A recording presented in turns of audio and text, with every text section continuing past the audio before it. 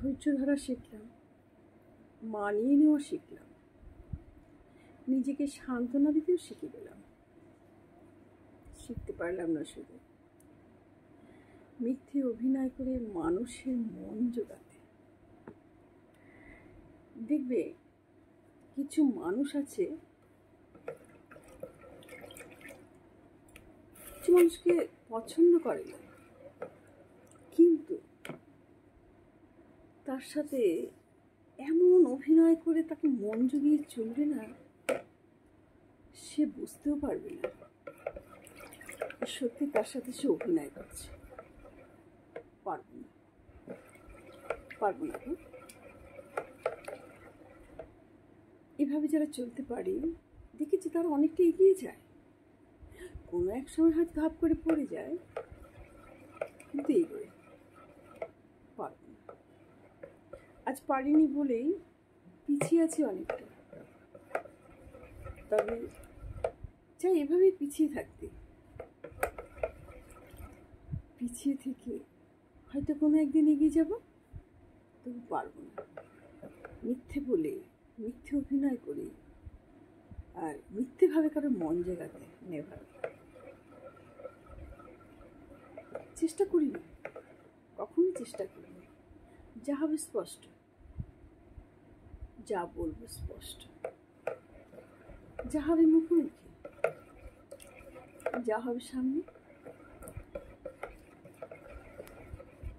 তাই এরকম একটি পোস্ট দেখেছিলাম। তাই আজ এই দেখো, কাজ করতে করতে তোমাদের সাথে এই কথাটা শেয়ার করে। ধৈর্য মানুষকে অনেক কিছু দেয়, একদম অনেক কিছু দেয়। ধৈর্য ধরো, নিজেকে সান্ত্বনা দাও, নিজেকে সান্ত্বনা দাও, ধৈর্য ধরো। দেখবে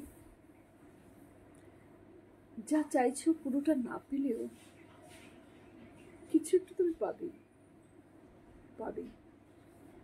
তবে ধৈর্যটা হলো সবচেয়ে বড় মানুষের জীবনে। আমি প্রচণ্ড ধৈর্যশীল, প্রচণ্ড। আমি ভাবতে পারবো না। মানুষের কথা হজম করি, অনেকে অনেক কথা বলে, হজম করতে মুখের সামনে অনেকে অনেক মিথ্যে কথা মুখের সামনে এমনভাবে বলে, চুপ হয়ে যায়, প্রতিবাদ করি না, পারি না। কি করব? অভ্যেস নেই তো।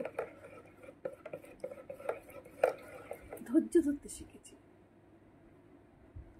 অসম্ভব ধৈর্য আমার, অসম্ভব। সেটা দিয়েই চলছি। তাই অনেক ফল পেয়েছি, অনেক। মানে এই 30 বছর আমার বিয়ে হয়েছে, আমি যে ফল পেয়েছি অভাবনীয়, শুধু ধৈর্য ধরে চোখের জল ফেলেছি। হ্যাঁ, এটা আমার নেচারের মধ্যে পড়ে। প্রচণ্ড কিছু হলেই আমার চোখ দিয়ে জল পড়ে।